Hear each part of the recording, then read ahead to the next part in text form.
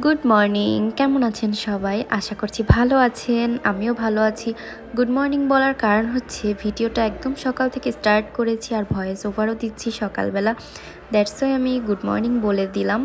তো যাই হোক, সকালবেলা উঠেই দেখি বৃষ্টি, বাহিরের ওয়েদারটা একদমই ভালো না, বৃষ্টি।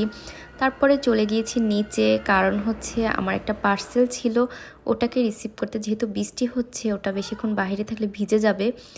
আর আজকের ভিডিওটা একটু ইন্টারেস্টিং, কারণ আজকের সকালটা আমার কাছেও অনেক মজার ছিল।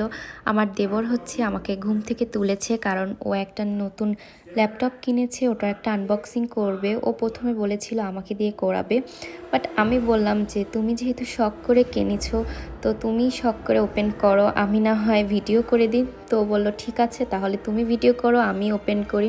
ওর কিন্তু বাসায় দুইটা ল্যাপটপ, তারপরও ও খুব এক্সাইটেড ছিল এই নতুন ল্যাপটপটা নিয়ে। তো ফাইনালি আজকে হচ্ছে ও রিসিভ করেছে, হাতে পেয়েছে, সে মহা খুশি। সেই আনন্দে, সেই খুশিতে আমি চলে গিয়েছি আমাদের তিনজনের জন্য ব্রেকফাস্ট বানাতে। আর আজকের ব্রেকফাস্টে আমরা আর পরোটা বা রুটি ভাজি এসব কিছুই খাবো না। আজকে হচ্ছে আমরা স্টিক খাবো, চিকেন স্টিক। তো এগুলো আমি অনেকগুলো করে ভেজে নিয়েছি, কারণ সামি আর আমার হাজব্যান্ড খুব লাইক করে এগুলো, আর আমিও মোটামুটি করি। তাই ভাবলাম আজকের সকালটা আমরা চিকেন স্টিক দিয়েই খাবো। আমি আগেও বলেছি, আবারও বললাম যে আমার দেবর হচ্ছে আমার জন্য প্রায় এগুলো আনে। সকালের ওয়েদারটা অনেক বৃষ্টি ছিল, বাট তারপরে দেখলাম যে ওয়েদারটা এত সুন্দর ভালো হয়ে গেছে, এত সুন্দর হয়ে গেছে, মানে না বের হয়ে আর পারলাম না। তাই আমার শাশুড়ি বললো যে চলো তাহলে একটু আশপাশ থেকে ঘুরে আসি। বাসার পাশেই একটা পার্ক ছিল, কথা ছিল আমি আর আমার শাশুড়ি মা আসবো, বাট আপনাদের ভাইয়াও আমাদের পিছু নিয়েছে ওয়েদারের প্রেমে পড়ে, কারণ ওয়েদারটা একদমই ভালো হয়ে গিয়েছিল।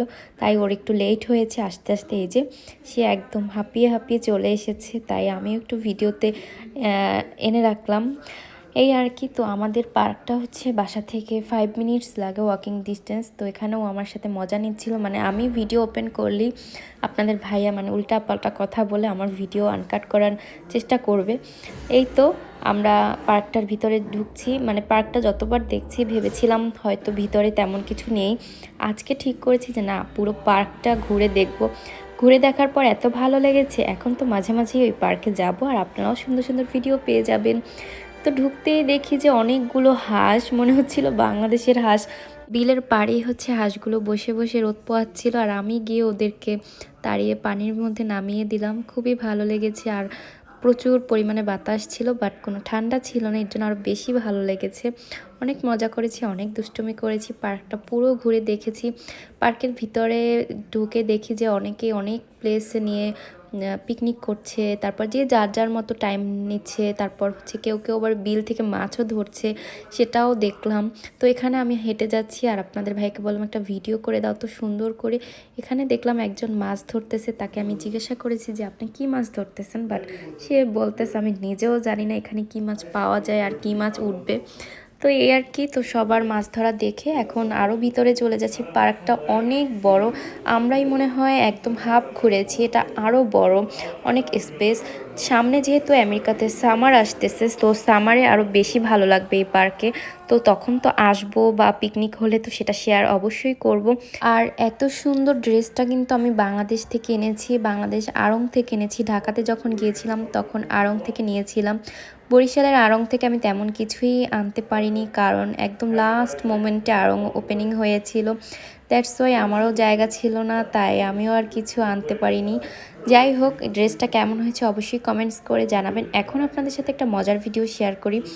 ওকে বলেছিলাম যে আমাকে একটা সুন্দর ভিডিও করে দাও, এটা বলে ফোনটা হাতে দিয়ে আমি চলে গিয়েছি একটু দূরে, যাতে দূর থেকে ভিডিওটা করলে সুন্দর হয়। আর সে করেছে কি দেখেন, সে নিজের ভিডিও করেছে।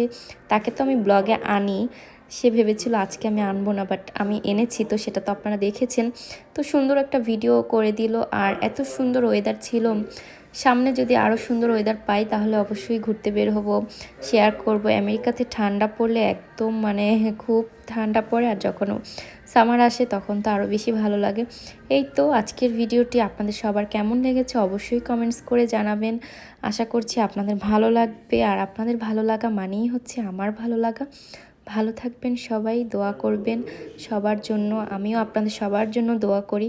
আশা করছি সবার দিনগুলো ভালো কাটুক, বাংলাদেশের সবাই ভালো থাকুক, এই কামনাই রইল সবার প্রতি। তো আজকে পর্যন্তই, দেখা হচ্ছে নেক্সট ভিডিওতে। ততদিন সবাই ভালো থাকবেন, সুস্থ থাকবেন। আল্লাহ হাফেজ।